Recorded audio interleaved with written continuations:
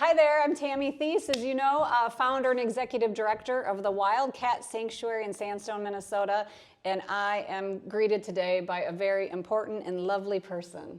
Hi, I'm Dr. Laurie Marker, and I'm the founder and executive director of the Cheetah Conservation Fund, based in Namibia, Africa.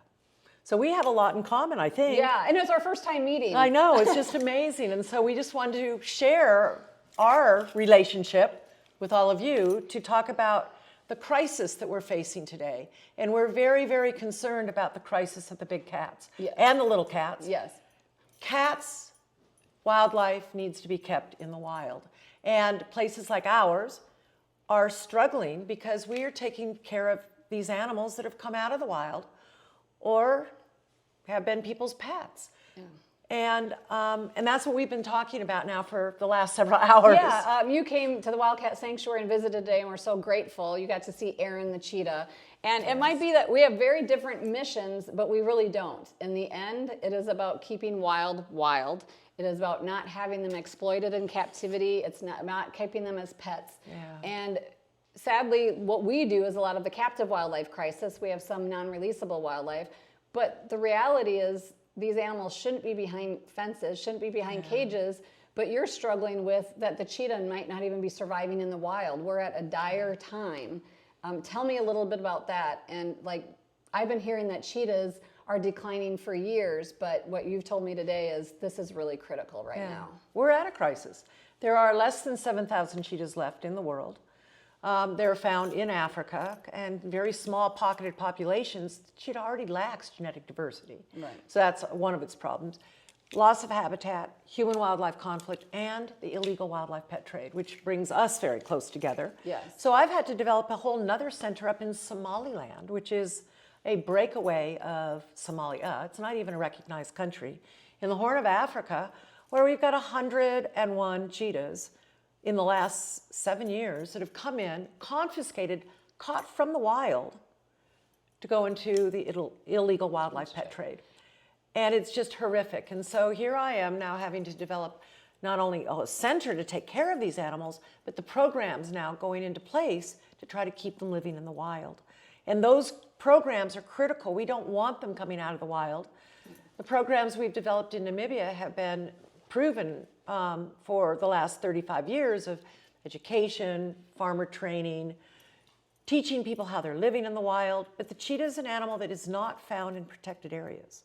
It's found usually outside of protected areas, and we've developed conservancies, so community organizations who are helping manage the wildlife. And what we're trying to do is to help get people to help us keep the animals living in the wild through learning how they live, through radio telemetry or a camera trap, so that people know what's going on. But then with that, how to keep them living in harmony with them. Usually it's about protecting their livestock. Yeah, and that we've seen that even with other animals here. And it's crazy because so many of our followers are from the United States, and they get to see Erin the cheetah or Kitu and Lavani we've had, but we don't want to be seeing them behind a fence. And even the work you do is wonderful, but those animals are leaving the wild because they've been trafficked, they've been pets, and now their life is in captivity because many of them are young and cannot learn to hunt on their own. This is devastating that the work we do, everybody thinks it's so happy, but we talked about today, we'd give anything for the cheetahs or the other cats we rescue not to live behind fences. Exactly. Not to live behind fences, And then how we feel. I mean, we met and I gave you a big hug because I know what you're dealing with. And it hurts. It hurts a lot. And really feel that we need people to understand that the animals should be in the wild. But we really appreciate the support that we get to help us take care of these animals because they are individuals as well. But every individual, we hope, adds into another individual not coming into captivity. And that we can try to keep them free and living in the wild. So when we're sharing on social media like today, or the photos of the cats you rescue or the cats we rescue, we want everybody to remember of those that haven't been rescued or that the cats we have rescued don't get to live wild. We're trying to give them the next best thing, but that is not not we the same. cannot replicate what they have in the wild. Our goal is to keep them there. And I think supporting organizations like both of ours is super important to getting that job done. You might be sitting at your desk and thinking you can't save a wild cheetah or save a wild tiger, but if you give to right organizations, you can contribute to that. So you haven't been to Minnesota before, and it was really lovely to have a cheetah expert to come to see our setup for our cheetahs, talk about our weather for our cheetahs, which is a big question in Minnesota, and how well they do. Can you give a little bit of feedback of what you thought of our facility and kind of some of the tips that you gave us? Sure. Well, Erin looks great. She's an older female, about 12, and I've run the International Cheetah Stud Book, which is the registry of all the cheetahs that are living in legitimate facilities around the world, and so have tracked her life. And just looking at her here, your facilities are very nice. I'm very impressed. Thank you. I know it snows here, and I come from Namibia where it's hot, and her family does too in the past. But they do adapt, and so she's got a good health, long hair coat. And your facilities, have a nice bedding and everything like that.